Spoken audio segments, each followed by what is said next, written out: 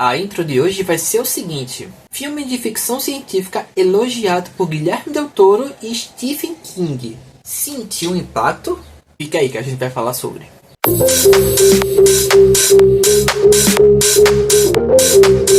Fala, humanos, e aí, como é que vocês estão? Meu nome é Fabian e sejam bem-vindos para mais um vídeo aqui no canal. E antes de começar, eu peço por favor que deixe o like, se inscreve no canal se você não é inscrito, comenta qualquer coisa porque isso me ajuda bastante no engajamento. Inclusive, eu tô vendo que a maioria das pessoas que estão assistindo não são inscritas, gente. Então vai, se inscreve, vai, dá essa força aqui. E bom, no vídeo de hoje a gente vai falar sobre o filme Ninguém Vai Te Salvar, que lançado nesse ano de 2023 e escrito, dirigido e produzido por Brian Downfield. Esse daí já trabalhou em filmes como, por exemplo, A Babá e Amor e Monstros. Inclusive, uma curiosidade rápida é que Amor e Monstros foi o primeiro filme que eu gravei para postar aqui no canal. Só que aí eu não postei. Porém, eu ainda tenho essas gravações. Se vocês quiserem que eu solte, eu tenho um planozinho. E a história começa com uma personagem que mora sozinha dentro de uma casa, como se fosse um interiorzinho, sabe? Só tem plantas, mais plantas, vive numa solitude. E aí a gente vê cenas iniciais, como por exemplo, ela escrevendo carta para alguém, para enviar para essa pessoa, danças ali sozinha.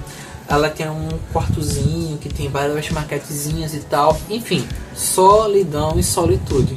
E tudo parece tudo bem, é um dia de rotina assim normal. Até que, quando chega a noite, a casa dela é atacada por aliens. E aí começa uma perseguição de gato e rato por uma questão de sobrevivência. Afinal de contas, o alien não bateu na porta dela e falou educadamente: "Oi, vamos conversar?" Não. Já foi explosão ali e foi tiro, porrada e bomba. Bacaninha, mas o que esse filme tem tão de diferente assim que fez com que ícones Guilherme Del Toro e Stephen King elogiassem esse filme? Vou te responder. Para começar, o filme ele é um filme de ficção científica com um pouco de suspense. Então, logo na primeira metade, nos entrega um filme cheio de referências a outros filmes também do mesmo gênero, como por exemplo Sinais. E aqui a questão do caça gato e rato, essa questão de sobrevivência, são planos muito bem definidos e são planos muito bem produzidos e executados. Aqui a gente tem uma dinâmicazinha ali que não faz com que a gente caia no tédio, ao mesmo tempo que, mesmo lá no início do filme, a gente percebe que tem alguma coisa ali por trás que bate uma curiosidade para a gente saber o que vai acontecer ou o que está acontecendo ali. Nesse momento onde existe essa perseguição, porque tem uma luta infinita ali pela sobrevivência, uma luta para ficar bem, uma luta para ficar em paz, a gente percebe também que nos soltado alguns pontos que nos dá a curiosidade em saber o que é que tem por trás de toda aquela situação. Até para tentar descobrir o porquê, por exemplo, aquele lugar, aquela cidadezinha, aquela casa também foram atacadas e por quê. Então o filme ele primeiramente trabalha essa questão da curiosidade em você querer saber o que está por trás de tudo aquilo. Ele não cai naquela chatice de você ficar entediado enquanto os planos de sequências são executados. Aí que vem a virada de chave. Porque quando chega num certo ponto do filme, você consegue pescar o seguinte: o filme ele traz algo diferente, ele traz uma ótica diferente, que é mexer com a parte psicológica da coisa.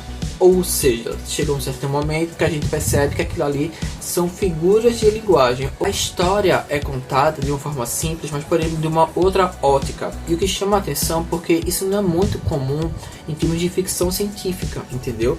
Então assim, não é que ele traga algo extremamente diferente que você nunca viu na vida. Mas você pegar dois gêneros completamente diferentes e juntar e a coisa acontecer e funcionar, esse que se torna um grande destaque, porque acaba não sendo algo tão raso, algo tão genérico. O filme aqui é protagonizado pela Kaitlyn Dever, e uma curiosidade também é que esse filme ele não tem praticamente diálogos algum, o que aparentemente pode trazer uma certa estranheza. Porém, o que me pega nesse filme aqui, uma coisa que eu não gostei mesmo, foi a questão do CGI, dos aliens. Mas um outro ponto é que, diferente de outros filmes, como por exemplo até mesmo Sinais, os aliens eles são nos mostrados logo de cara, logo de início. Não fica fazendo aquele suspense todo para nos mostrar no final. Porque no final do filme, como eu falei, eles querem trabalhar uma outra nuance, uma outra perspectiva. E, inclusive, é a partir desse ponto que a gente consegue descobrir o que tem por trás dessa personagem também. Um pouco mais da história dela, quem é aquelas pessoas que ela escreveu, por que as pessoas da cidade olham ela de forma torta, entende?